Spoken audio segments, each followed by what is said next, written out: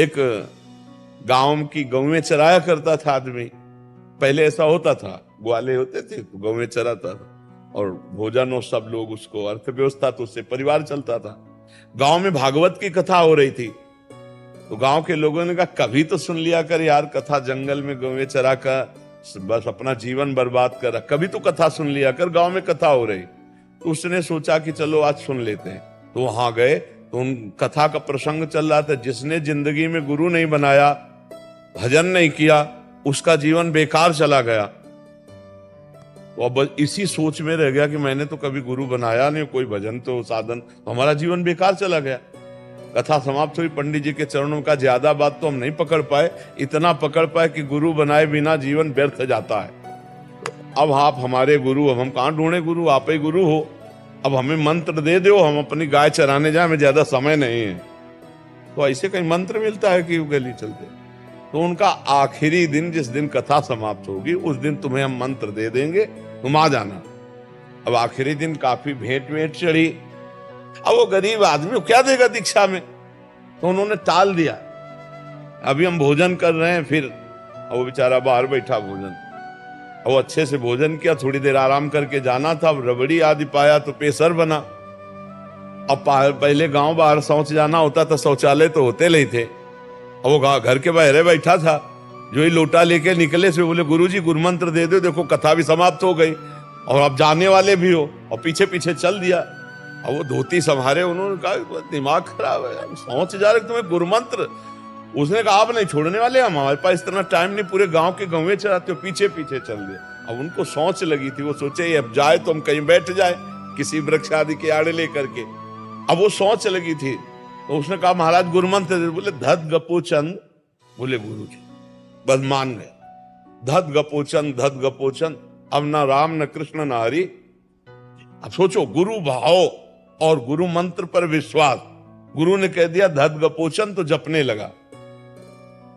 अब धीरे धीरे धीरे धीरे इतना जप में तन्मयता होने लगी। भोले आदमी को भगवान बहुत जल्दी मिलते हैं, ज्यादा जो बुद्धिमानी होती है ना उनको परीक्षा लेते हैं, और जो सीधा साधा भोला होता है ना उसे भगवान बहुत जल्दी मिलते हैं।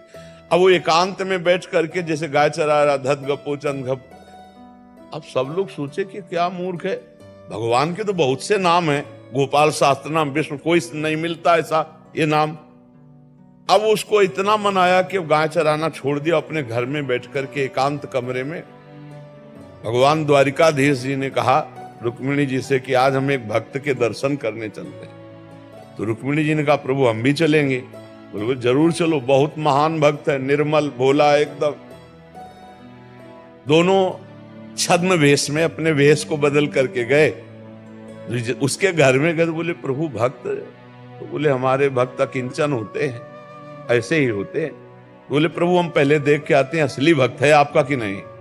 तो वहां गए तो बेचारा धत गपोचंद, धत गपोचंद, तो उनका श्री कृष्ण चंद द्वारिकाधीश, बहुत से नाम तो सुने, ये धत गपोचंद कौन सा नाम है भगवान का हमारे। तो उनका ये किसका नाम जप कर रहे हो। अभी तक तो किसी ने पूछा था नहीं था। उसने हल्की सी आंख खोल के देखी कोई स्त्री है, तो गुस्सा में, गाय चराने वाला आदमी गुस्सा में कहा तुम्हारे खसम का जपते हैं और किसका जपते हैं। रुक्मिणी जी लौट के आई, वो बोले प्रभु बहुत जानकार आदमी है बोले प्रभु बहुत जानकार आदमी है, वो एकदम देखते ही जान गया और बोला आप खसम माने पति। बोले आपका भजन कर रहा है प्रभु, बहुत सर्वज्ञ भगत है। भगवान बहुत मुस्कुराए। बोले प्रभु एक प्रश्न हमें इस समय उठ रहा है कि आपके गोपाल शास्त्र नाम, विष्णु शास्त्र नाम, बहुत से नाम हमने सुने, लेकिन ये गपोचंद नाम कब आपका सुने। बोले बहुत मीठा नाम है हमारा, बहुत प्यारा नाम है। बोले कब का।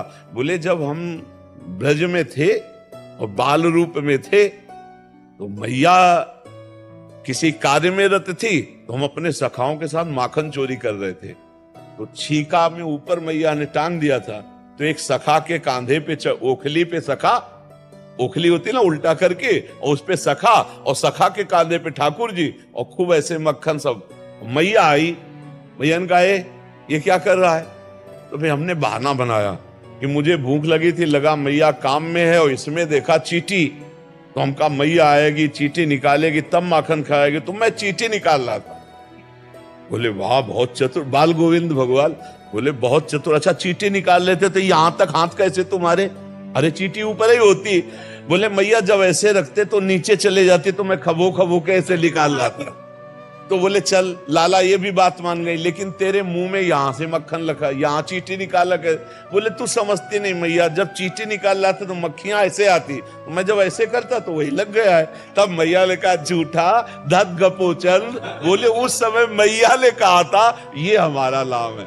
देखो उन्होंने उपहास में पंडित जी ने कहा, उसने गुरु मानकर नाम जपना शुरू कर दिया, जो भगवान के नामों में कहीं नहीं था, उसको भगवत प्राप्ति हो गई।